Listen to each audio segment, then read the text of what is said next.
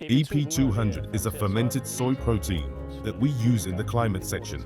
We use it for our pig feed number 2 and 3 to protect the guts of the pig as much as possible. My name is René Hansen, and I am the co-owner and farm manager of Trollundgaard Breeding and Multiplying. We have 700 Yorkshire sows for breeding. We run about 1,000 hectares of land in Billund. On the sow farm, we use liquid feeding, the rest is dry feed, where we include EP200. We decided to use EP200 because we wanted to make better feeds for our weaned pigs to ensure the pigs got through the climate section properly.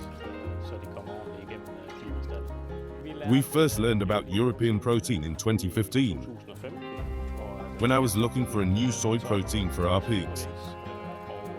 And European protein was very price competitive. And that was really the beginning of the collaboration. The quality is still good, so we keep using it 8 years later. My experience with EP200 is that we have been pretty much free from diarrhea in the climate section. At no time do we medicate entire groups. We have been using EP200 for the last 8 years and will continue to do so.